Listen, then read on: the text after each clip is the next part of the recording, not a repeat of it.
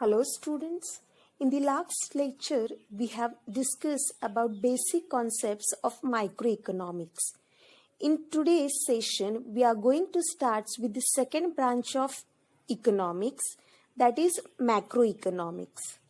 The term macroeconomics is derived from Greek word macros. Macro means large or aggregate or total. Therefore, it studies the entire economy, such as total employment, national income, national output, total investment, total savings, aggregate supply, aggregate demand, etc. Let us discuss the definition of macroeconomics. This definition is given by Professor Kenneth Boulding. According to him, macroeconomics deals not with the individual quantities as such, but with the aggregates of these quantities. Not with the individual incomes, but with the national income. Not with the individual prices, but with the general price level. Not with the individual output, but with the national output.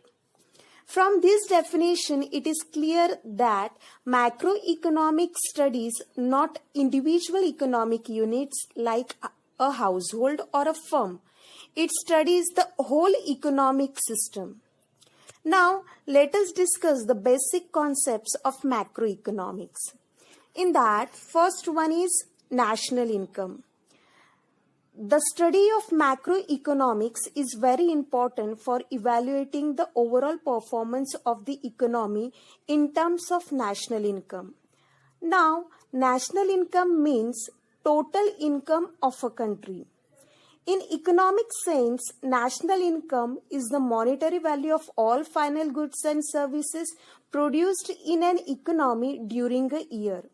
In other words, the final outcome of all the economic activities, that is rent, wages, interest and profit of the nation during a period of 1 year, valued in terms of money, is called as national income.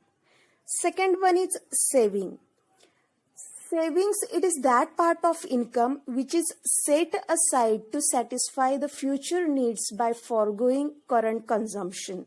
Means saving, it is that part of income which is left over after spending. Our third concept is investment. It refers to creation of capital assets through mobilization of savings. An investment is a monetary asset purchased with the idea that the asset will provide income in the future or will later be sold at a higher price for a profit. For example, making investment by purchasing plot of land, machinery, shares, equipments, etc. Our fourth concept is trade cycle. A trade cycle refers to fluctuation in economic activities. There are ups and downs in overall economic activities, and these ups and downs means fluctuations which is caused by inflation and depression.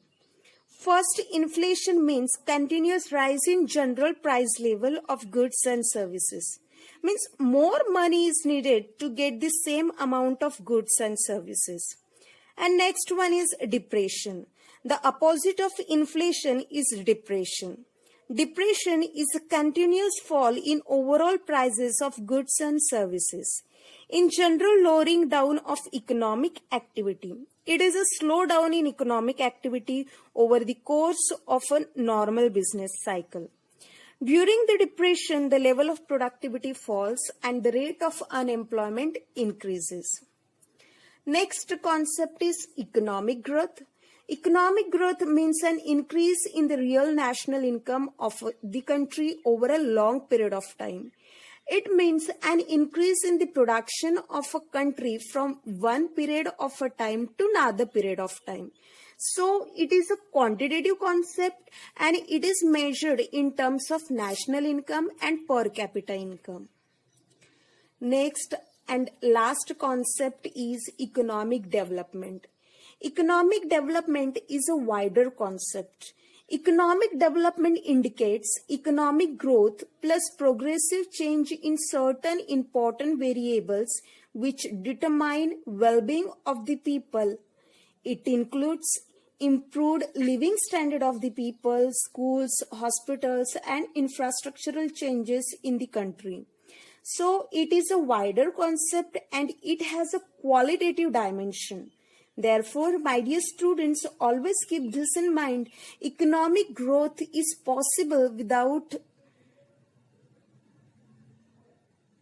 economic development, but economic development is not possible without economic growth. Thank you.